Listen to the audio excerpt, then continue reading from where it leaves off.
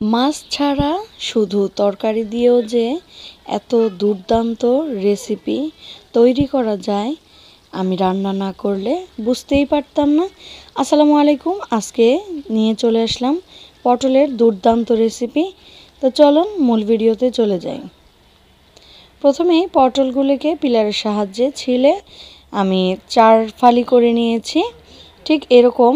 তারপর ধুয়ে পরিষ্কার করে এখানে নুন হলুদ মাখিয়ে নিচ্ছি আর দিয়ে দিচ্ছি রান্নার সাদা তেল। এবার আমি পটলগুলোকে ভেজে নিব।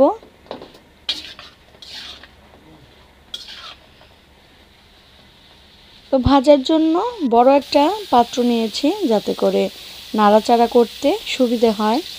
আর আমার কাছে মনে হয়েছে তেল একটু কম হয়েছে, তাই আবারও অল্প করে তেল দিয়ে দিলাম।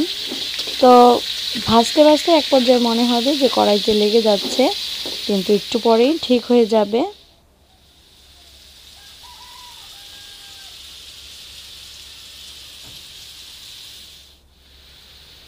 পটলগুলোকে ঠিক এভাবে ভেজে নিয়েছি। এবার চলে যাব মূল রান্নায়। তো কড়াইতে সাদা তেল দেওয়ার পর দিয়ে দিলাম জিরা, আস্ত জিরা। জিরাগুলোকে হালকা ভেজে তারপর দিয়ে দিলাম পেঁয়াজ কুচি। এবার আমি শুকনো মশলাগুলো দেখিয়ে দিচ্ছি। এখানে হলুদ, মরিচ, ধনে, জিরা এবং লবণ।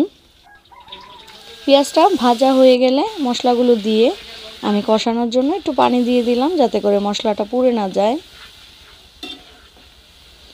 এবার সবগুলো মশলা খুব ভালোভাবে কষিয়ে নিতে হবে। তার আগে আমি আদা রসুন বাটা দিয়ে দিচ্ছি অল্প করে। তারপর তেল ওঠা পর্যন্ত মশলাটাকে খুব ভালোভাবে কষিয়ে নিব।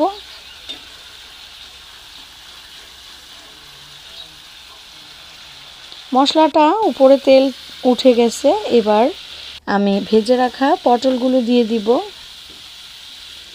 দিয়ে 2-3 মিনিটের মতো কষিয়ে নিব।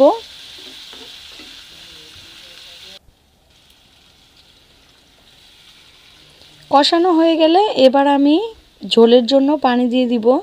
যেহেতু পটলগুলো ভাজা, সিদ্ধ করার কোনো প্রয়োজন নেই, সিদ্ধ আছে, তাই ঝোলের পরিমাণটা বুঝে শুনেই দিতে হবে।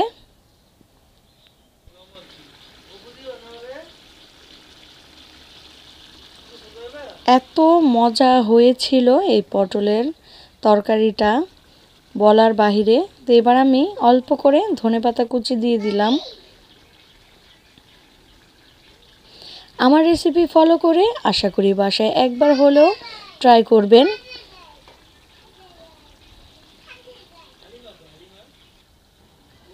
তো আমার পটলের রেসিপিটা তৈরি করা হয়ে গেছে। এবার গরম ভাতের সাথে পরিবেশনের পালা।